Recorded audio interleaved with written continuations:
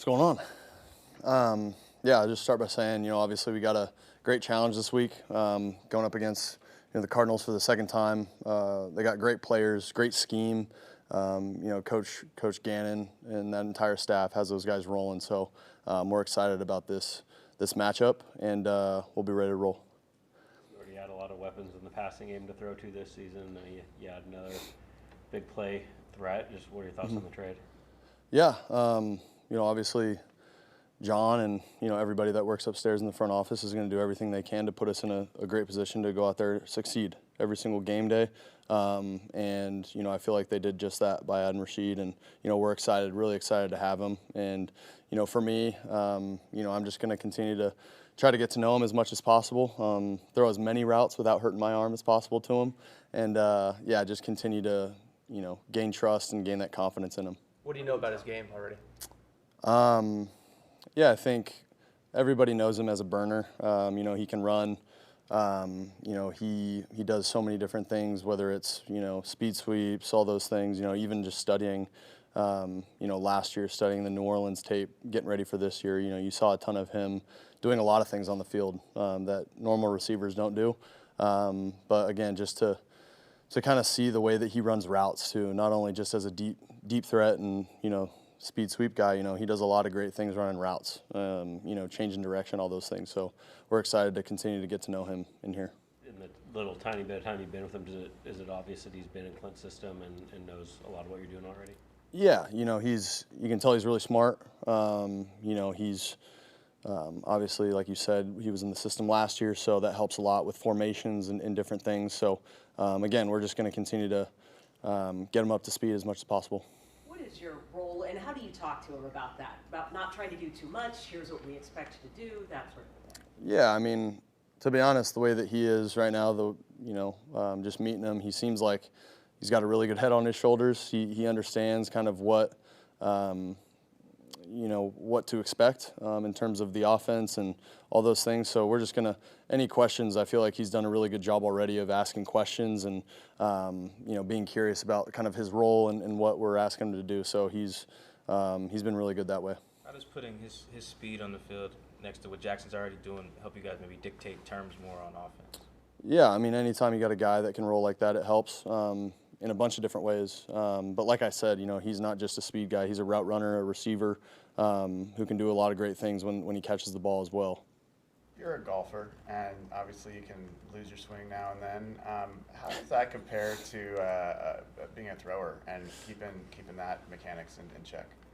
Yeah, it's a great question. I wouldn't even consider myself a golfer. I mean, I like to golf, but I'm not a golfer per se. But I would say it's very similar. I think, to be quite honest, I think you have a little bit more room mechanically to miss as a thrower, whereas golf, it's very, specific and very detailed in terms of, I'm not saying quarterback isn't detailed. Someone's probably going to chop that up and make it seem like that. But golf is just so, I could talk for hours about how hard it is to hit a golf ball. And even pros, the way that pros go on slumps and the way that they bogey, back to back, even, 4 or 5 holes in a row. It's just a really, really tough sport mechanically. And I think as a quarterback, you like to focus on a lot of things mechanically.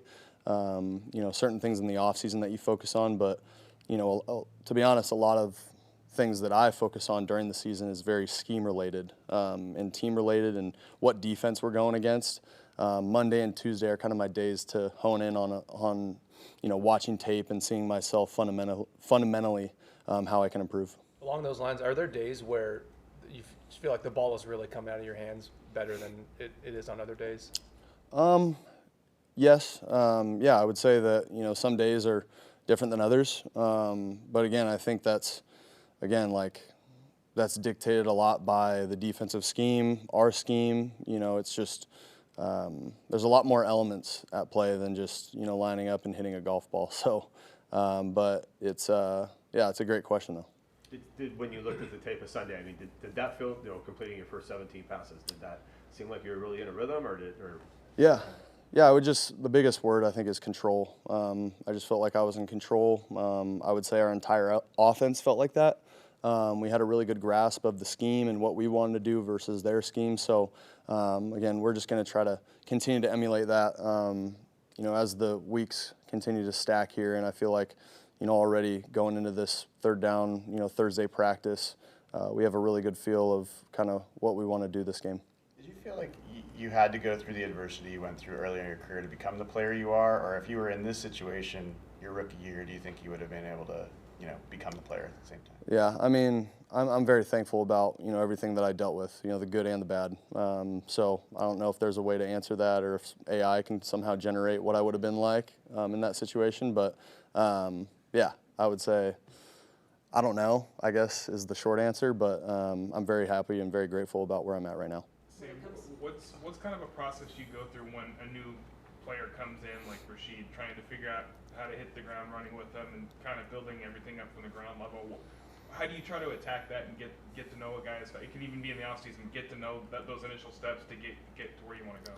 Yeah, I think just communicating, I think, is the biggest thing. Get to know each other, but at the same time, there's not truly enough time to really get to know them. We're going to get to know each other on the field more so than off the field, but that'll come with reps and being around each other, just getting to know one another and building that trust and chemistry.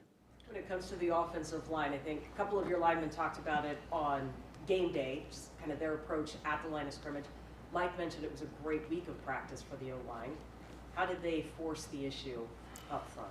Yeah, I think the O-line's been, I feel like I say this every week, but they're just continuing to grow, not just as individuals. Obviously, they're growing as individuals, but as a group. I feel like they're continuing to build that chemistry with each other and that cohesiveness. So, we're just going to continue to build off of that and continue to I think the biggest thing too is just in and out of the huddle and kind of the operation of everything that we're doing. So as long as we continue to be good and crisp with our operation, we'll continue to move the ball, down the field. The quarterback skill of eye deception and looking off defenders. Who in your past really stressed that, and at what point in your career was that big? Yeah, I mean, shoot, I think going back to, Pop Warner High School, like that's one of the first things that you learn as a quarterback, and I think it's a lot easier said than done. But I think, with Coach Janoko, like we do such a good job here of kind of coaching that in the plays. Like even going back to OTAs, like right when you teach it, it's, all right, here we go, eyes away, and then we're starting there, and, it's just the way that we teach it, and I think that's the best way to go about it. In terms of being able to coach it up. So each play, Janoko says, eyes here, then play here? Not each play, not every play. There's definitely certain concepts where you gotta, start your eyes to see what they're doing. But yeah, I think and again, being in the league for, 8 years now, I think there comes a little bit of savviness to it as well. You guys saw that clip of Stafford, no look in that 20-yard, in cut. So there's things like that guys like him can do that no one else can. But there's other ways that, a lot of quarterbacks can affect the defense with their eyes and the way they're looking. You starting to see defenses do kind of abnormal things to take away JSN and leave maybe some other things vulnerable? Yeah, I mean, I think, a great example of that would have been Torrey's second touchdown. Just trying to double him, and you leave other guys on an island with other great receivers that we have. So, that's kind of that. Yeah. When you talk about like getting in and out of the huddle crisply, is there a benefit to that beyond just the obvious of having more time at the line of scrimmage? Yeah, I think just always being on the attack. The defense not knowing what cadence we're going to use. There's a lot of different things that, it affects about, obviously our style and what we want to do as an offense, but what the defense is doing. In your experience, how much you guys are playing Arizona for like the second time in 5 weeks or whatever, how much do teams try to change from one game to the next like that? I mean, shoot, they do a really good job of changing up their defense, bringing the same looks, bringing different looks from the same look. So, I mean, they do a lot of things defensively, and again, like I always say, I feel like their players make it go, though. Like the guys that they have are very smart and intelligent, it seems like, and they're able to kind of make that system go with all the stuff that they're doing. You've obviously started to get more attention with your play and the team's play, and you've seen both sides of it, where it can turn on a dime and people say the worst things. So Yep. what's been your experience that you've learned from to kind of handle the attention that's building? Oh man, I think I said it 20 times during the off season, but just taking it one day at a time. I think that's the easiest way to do it, and I think it fits my personality the best anyways. Like, I'm not going to be someone who gets too high or too low. I'm just going to take it one day at a time, and I know a lot of guys in that locker room have the same mindset. What was the difference on third down, you think, for you guys, I guess the Commanders? I mean, there's a lot of things, on third down that, go right and wrong. I think for me personally, I think just being clean with, my progressions and understanding where to go with the football, understanding my protection issues, and going from there. Grey Zabel's obviously having a great rookie year. Just what stood out the most about him playing the way he is as a rookie? I think Gray just being a great locker room guy, that's where it starts. He's a great guy, someone you want to be around, first and foremost. And then, on the field, I know that, he's going to have my back. He's going to have every single one of his teammates back. And it's incredible to play for a guy like that, play with a guy like that. But, as a rookie, I feel like he's got such great poise. And I could say that about, all 5 of our offensive linemen that have been playing this year.